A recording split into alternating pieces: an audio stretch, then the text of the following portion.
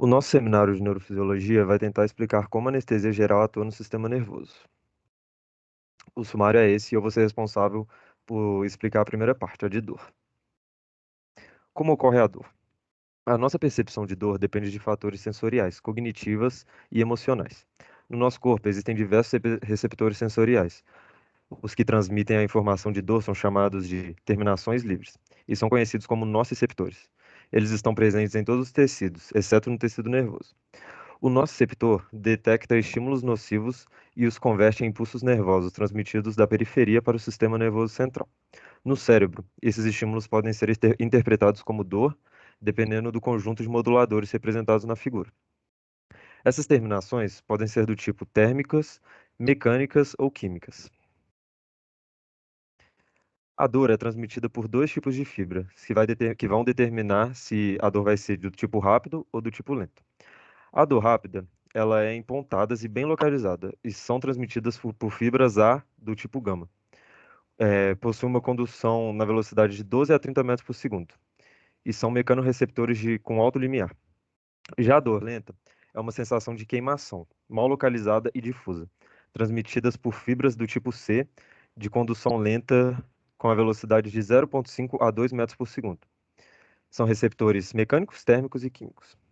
Pessoal, agora vamos falar dos anestésicos e vamos começar com o conceito de anestesia geral, né? Nós somos anestésicos gerais quando procuramos deprimir o sistema nervoso central de forma global, isto causando uma abolição das sensações, né, junto com uma perda de consciência no paciente. Isso pode ser atingido através da combinação de vários elementos, mas nunca todos ao mesmo tempo, né, são causados por um único analgésico, por um único anestésico. Entre eles temos a inconsciência, a amnésia, analgesia, relaxamento muscular e bloqueio de resposta neurohumorais ao estresse anestésico cirúrgico. Agora falando já dos tipos de anestésicos gerais, nós temos duas grandes classes, que são os anestésicos de inalação e os intravenosos. Os de inalação, como o próprio nome diz, eles são administrados pelas vias respiratórias e eles podem ser ou agentes voláteis ou gasosos, e eles são administrados nas fases de indução e manutenção da anestesia. Os agentes voláteis, eles são líquidos normalmente, mas eles são transformados em gases através de vaporizadores e acabam tendo efeitos hipnóticos, analgésicos insuficientes e depressores respiratórios cardiovasculares. Podemos citar como exemplos o alotano, enflurano, esflurano e sevoflurano. Já os analgésicos gasosos, eles já são gasosos em condições normais e eles têm efeitos hipnóticos suficiente e analgésicos significante. Alguns bons exemplos dessa subclasse são o óxido nitroso e o xenônio. Já os intravenosos, eles são compostos por agentes químicos de diferentes classes farmacológicas. Então é um grupo muito diverso, tanto do ponto de vista da estrutura química, como do ponto de vista dos mecanismos de ação. E entre eles temos barbitúricos, benzodiazepínicos, propofol, etomidato, cetamina e analgésicos opioides. Abordando agora os estágios da anestesia, nós temos que entre as décadas de 1840 e 1860, John Snow ele descreveu sinais que permitiam determinar a profundidade da anestesia. E a partir desses e outros sinais, Gerda delimitou 4 estágios da anestesia geral. O estágio 1, chamado de analgesia ou desorientação, ele é variável e dependente do anestésico e do paciente. É uma fase comparável a uma intoxicação alcoólica. O paciente ele está sonolento e com redução da resposta a estímulos álgicos. Já o estágio 2 é o estágio chamado por Guedo de delírio, mas também chamado de excitação. É uma fase que se inicia com a perda da consciência, sendo uma fase bem desagradável, em que por vezes a atividade reflexiva ela é exagerada e não reprimida. Pode haver reações indesejadas aqui, como vômito, tosse e respiração irregular. Com uma indução rápida, o paciente pode passar rapidamente por essa fase. No estágio 3, a gente tem a anestesia cirúrgica. É o momento em que a cirurgia de fato acontece. A gente tem uma redução bem grande da atividade reflexiva. O paciente ele está inconsciente, com pupilas contraídas e relaxamento muscular. Já no estágio 4, é também chamado de paralisia ou depressão bulbar. É o estágio em que há superdosagem e parada respiratória. A pupila está dilatada e os músculos relaxados. É um estágio a ser evitado, pois pode causar a morte do paciente. Assim como para passar da vigília para a anestesia cirúrgica é necessário passar pelos estágios, na recuperação da anestesia, o paciente também passa por esses estágios, porém agora em uma ordem inversa. Agora a discussão a ser feita é sobre o efeito dos anestésicos no sistema nervoso. Bom, quando se trata de anestesia geral, o primeiro neurotransmissor que vem à mente é o ácido gama-aminobutírico, mais conhecido como GABA, por ter função inibitória no sistema nervoso, ajudando a manter o equilíbrio geral a partir da depressão da capacidade dos neurônios de responderem a mensagens excitatórias de outras células. Por ter essa capacidade inibitória, acredita-se que o GABA desempenha um papel central nas ações dos anestésicos. A ação do GABA se dá por meio da interação com seu receptor, o GABAR, que pertence à classe dos canais de íons com abertura para ligante. Dessa forma, quando ocorre a ativação desse canal, a proteína altera sua conformação e permite a passagem de cargas negativas para dentro do neurônio, como moléculas de cloro. Esse aumento na concentração de íons negativos gera uma hiperpolarização da célula, que é impedida de produzir um pulso elétrico excitatório. Há dois tipos de receptores para o GABA no sistema nervoso central, o GABA-A e o GABA-B, mas o receptor que se acredita ser alvo primário dos anestésicos é o GABA-A, base dos efeitos terapêuticos de outros sedativos e hipnóticos, especialmente os benzodiazepínicos, como o Valium. O receptor GABA-A é uma proteína transmembrana ligada a canais de íons e é expressa nos locais do sistema nervoso central que tem por função regular funções de alta complexidade, tendo influência na integração sináptica e na memória.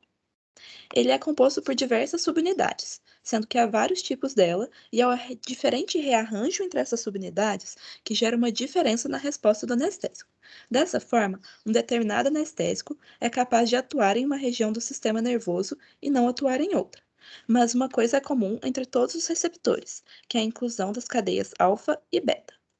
Acredita-se que os anestésicos aumentam a função dos receptores GABA-A ao interagir em cavidades de ligação bem definidas ou unir-se a aminoácidos específicos dos próprios receptores e prolongar a abertura do canal, o que estende os efeitos inibitórios das moléculas de GABA ligadas ao receptor.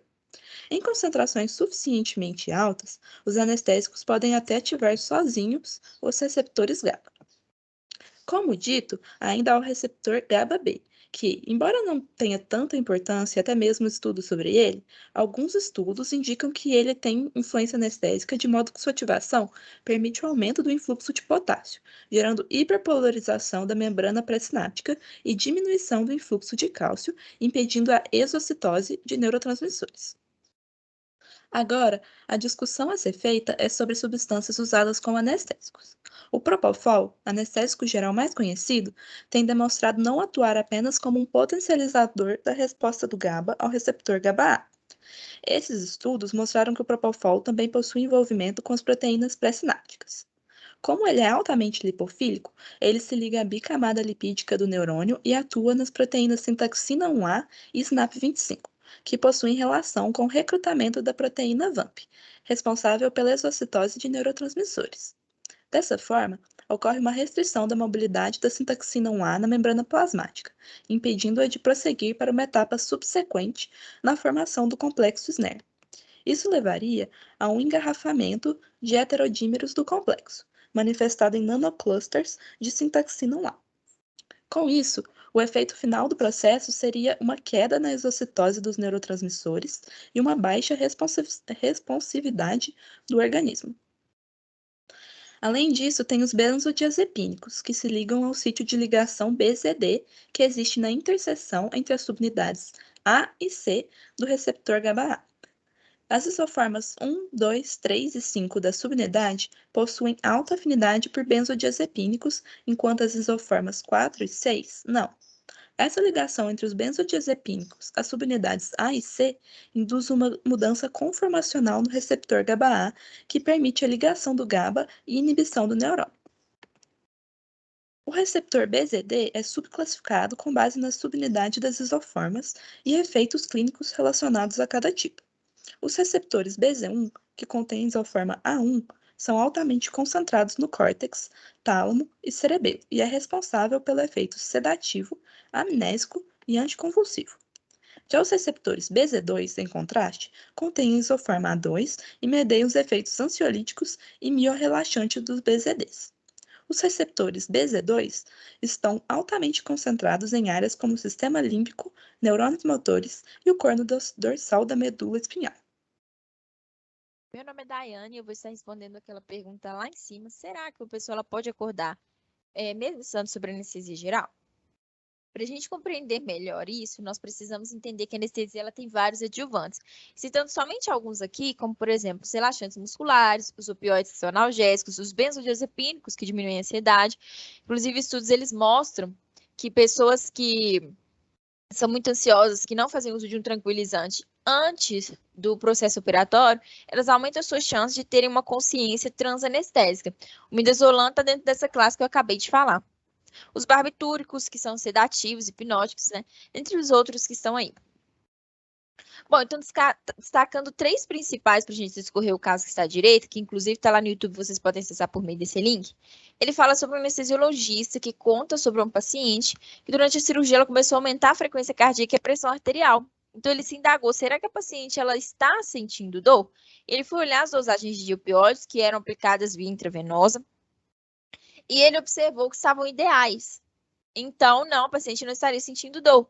E aí ele observou que ele tinha esquecido de ligar o vaporizador, que era responsável por fazer com que a paciente ela conseguisse inalar o sedativo.